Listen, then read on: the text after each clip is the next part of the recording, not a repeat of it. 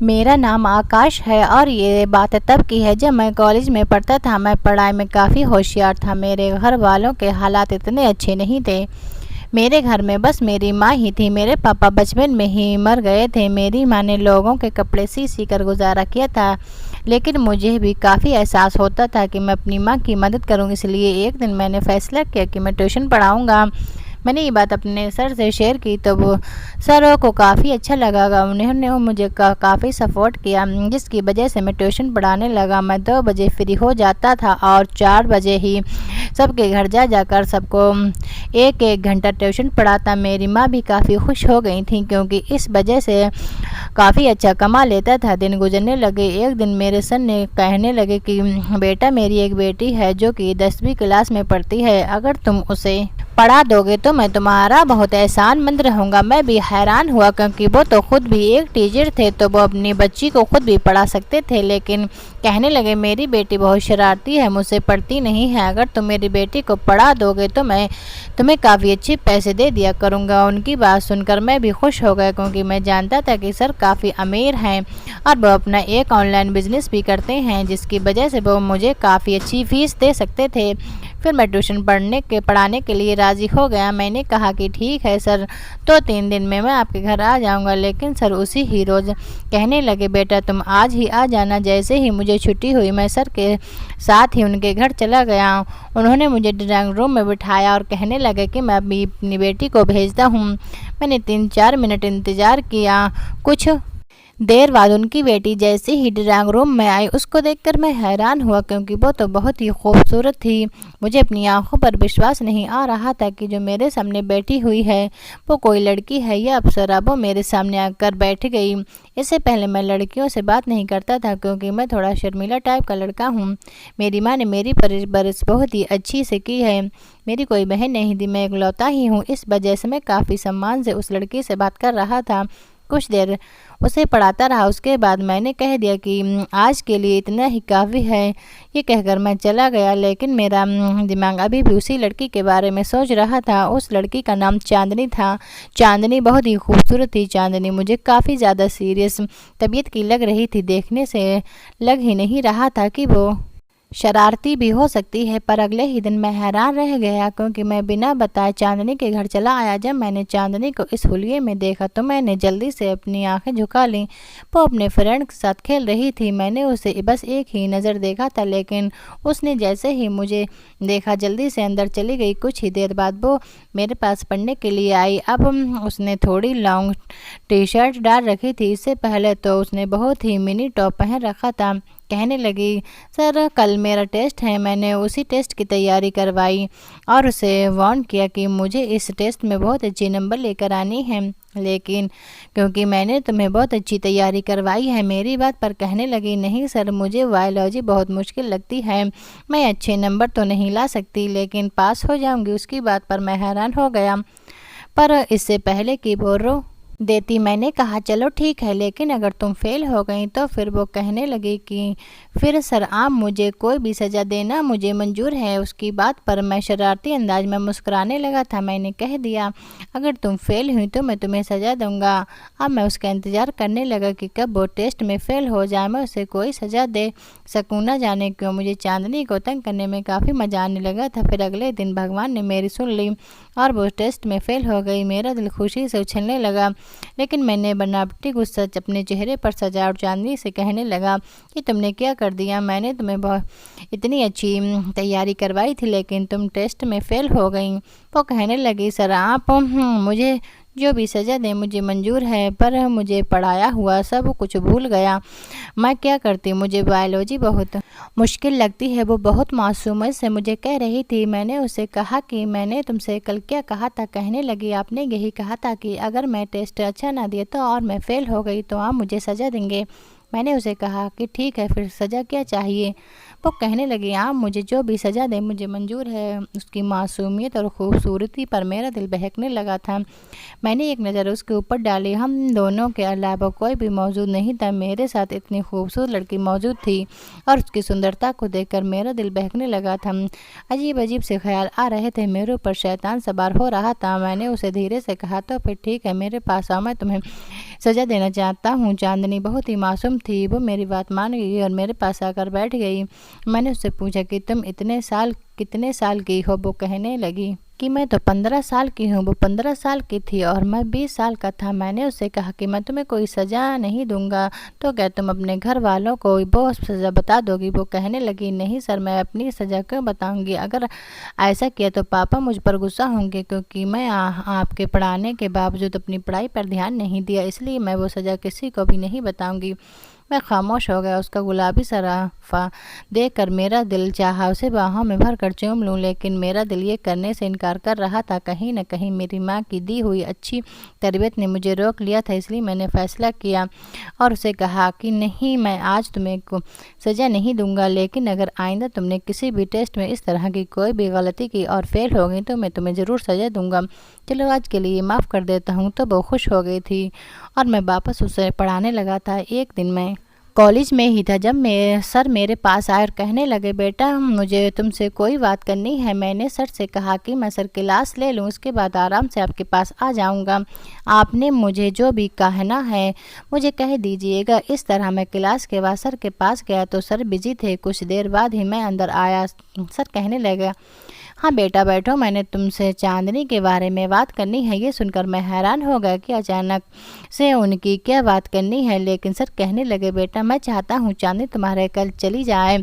उनकी ये बात सुनकर मैं हैरान हो गया कि आखिर वो ऐसा क्यों चाहते हैं। सर कहने लगे, बेटा मैं तुम पर बहुत विश्वास करता हूँ, तुम बहुत अच्छे लड़के हो, इसलिए चाहता हूँ मेरी बेटी तुम्हारे पास ही रहे, क्योंकि मुझे किसी काम के लिए बाहर जाना है, लेकिन शहर में मेरा कोई नहीं है जिसके पास मैं अपनी बेटी को छोड़ दूँ, और वैसे भी उसके टेस्ट हो रहे हैं। मैंने सोचा कि तुम उसको पढ़ाते हो, इसलिए उसे तुम्हारे पास ही छोड़ देता हूँ। तुम्हारे घर पर तुम्हारी माँ है, उसका ख्याल रख लेगी। मैंने सर की बात सुनी तो मैं हैरत में डूब गया कि क्या मैं फ़ैसला करूँ, लेकिन मैंने सर से कह दिया, सर कोई बात नहीं है, आपकी बेटी को अपने घर पर ही पढ़ा दूँगा। लेकिन अंदर से मेरा दिल कहीं काँप रहा था, क्योंकि मैंने बहुत मुश्किल से फ़ैसला किया था कि ऐसा कैसे हो सकता है कि मैं अपने दिलों को चांदनी ही को और अपने घर में देखकर कैसे संभाल सकता हूँ। इतनी खूबसूरत लड़की मेरे पास मेरे साथ रहने वाली थी, लेकिन फिर मैंने अम्मा का सोचा कि वो तो घर में मौजूद होंगी, मैं उसे अपनी माँ के पास ही सुला दिया करूँगा।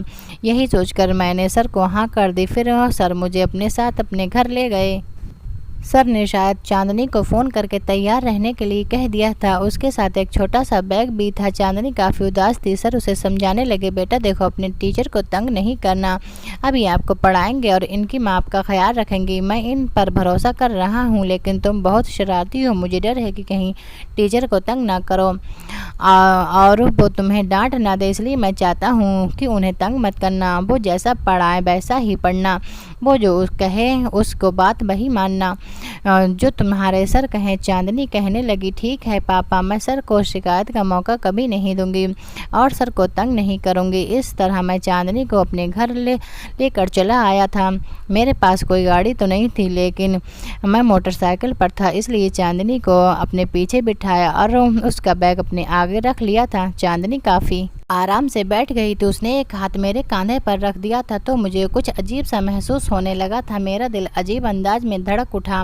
मैं जितना चाहता कि उस लड़के से खुद को दूर रखूं, उतना ही मेरा दिल उसकी तरफ खींचने लगता, लेकिन मैंने खुद पर काबू पाया और उसे अपने घर लेकर आया। अम्मा ने उसे देखा तो बहुत हैरान हो गई।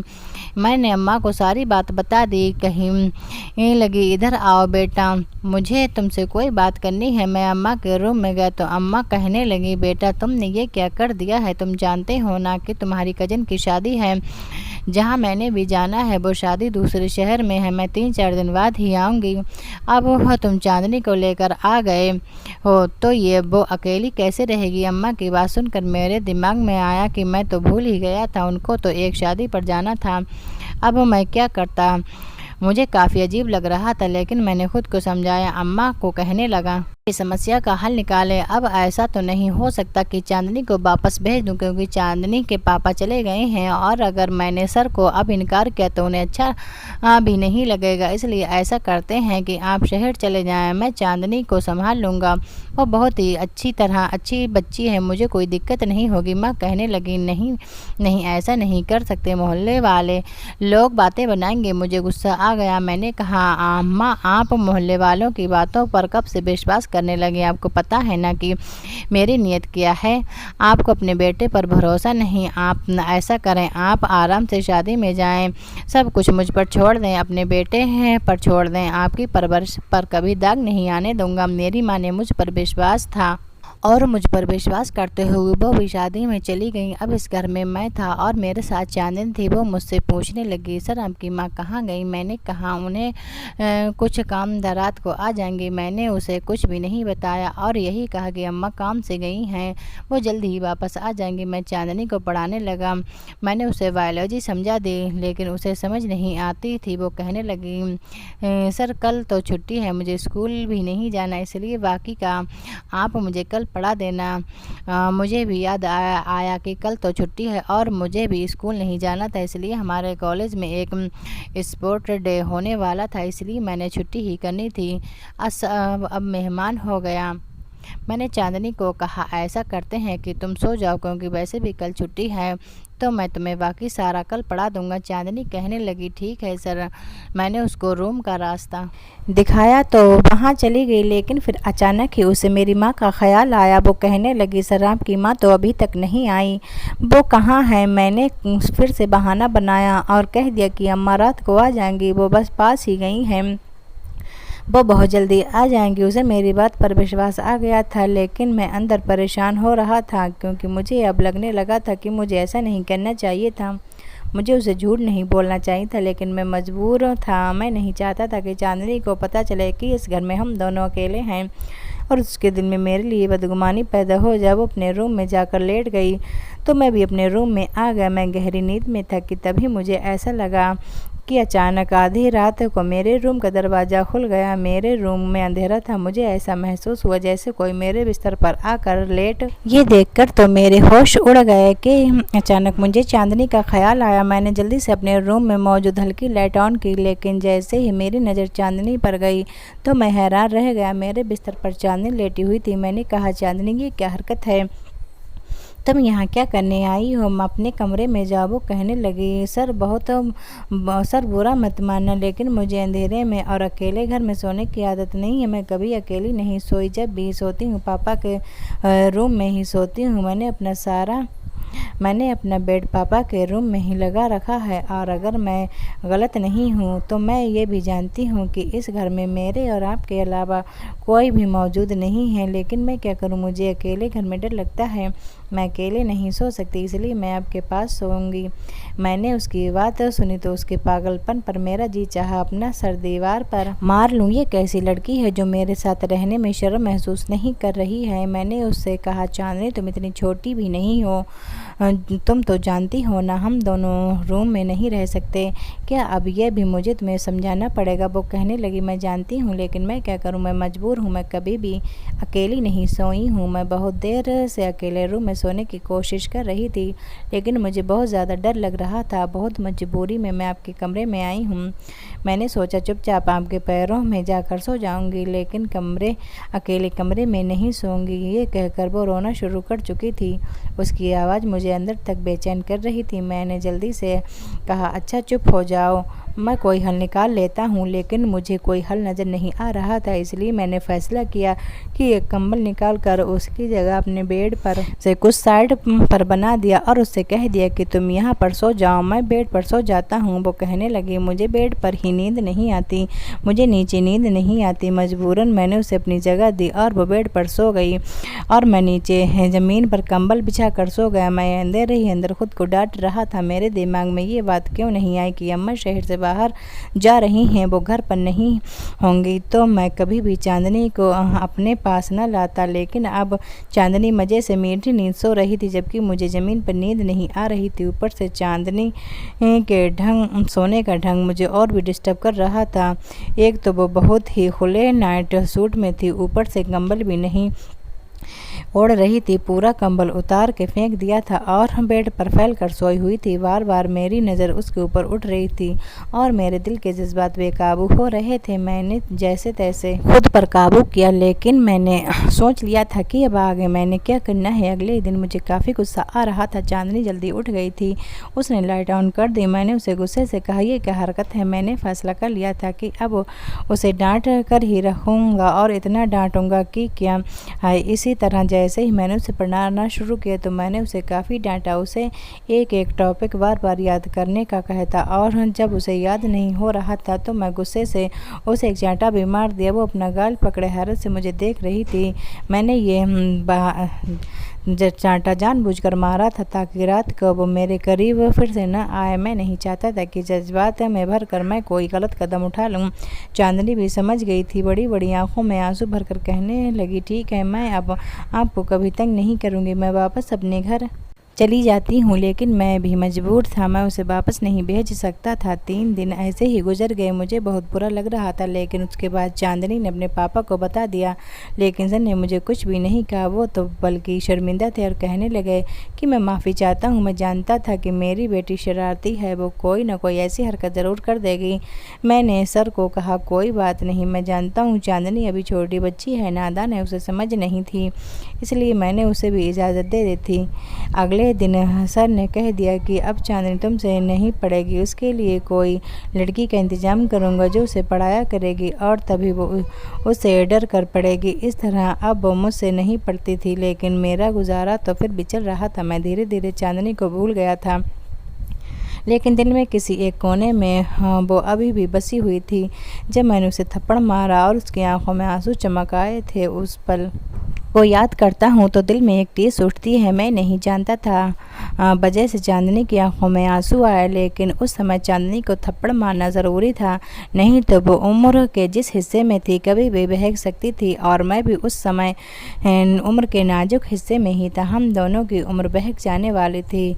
अगर उस समय मैं कुछ गलत कर जाता तो ज़िंदगी भर खुद से नज़र नहीं मिला पाता और न अपनी माँ के सामने नज़र उठा कर बात कर पाता। इसलिए मजबूरन चांदनी को सही रास्ता दिखाने के लिए उसे थप्पड़ मारना ज़रूरी था।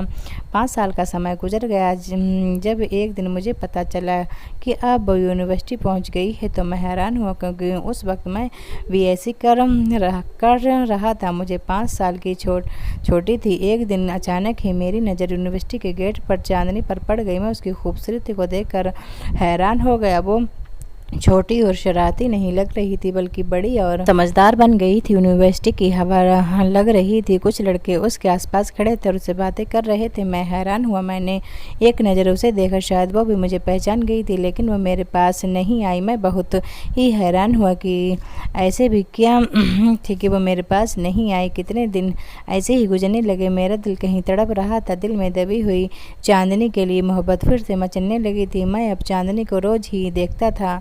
उसके पास वही 3-4 लड़के होते थे जो उसके दोस्त बन गए थे और ये चीज़ मुझे बहुत ही बुरी लग रही थी। मजबूरन एक दिन मैं चांदनी के पास चला आया। उसे कहने लगा कि तुमने मुझे पहचाना।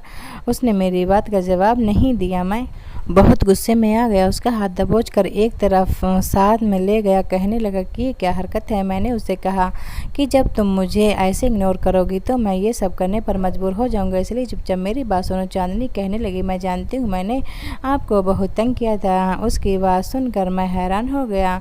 मैंने कहने लगा, मैंने तुम्हें पढ़ाया क्या? तुम इसका बदला ऐसी लोगी? मेरी तुम बहुत इज्जत करती थी, लेकिन अब मुझसे ऐसी बात करोगी? कहने लगी, हाँ, उस वक्त तुम मेरे उस्ताद थे, लेकिन अब तुम मेरे कुछ नहीं लगते। जिनको मैं नहीं जानती मैं उनसे ऐसे ही बात करती हूँ। मैं बहुत परेशान हो गया कि उसे कैसे माफ़ी मांगूँ। फिर एक रोज़ मैंने उससे माफ़ी मांग ली थी। मैंने कहा कि उस समय मेरा तुम पर गुस्सा करना बहुत ज़्यादा ज़रूरी था। अगर तुम पर गुस्सा नहीं करता तो बहुत कुछ गलत हो जाता। तुम और मैं उम्र के अगर तुम पर गुस्सा नहीं करता तो बहुत कुछ गलत हो जाता। तुम और मैं उम्र के जिस नाजुक हिस्से में थे, वो उम्र बहुत ही नाजुक होती है। ज़रा सी गलती हम दोनों को बर्बाद करके रख देती।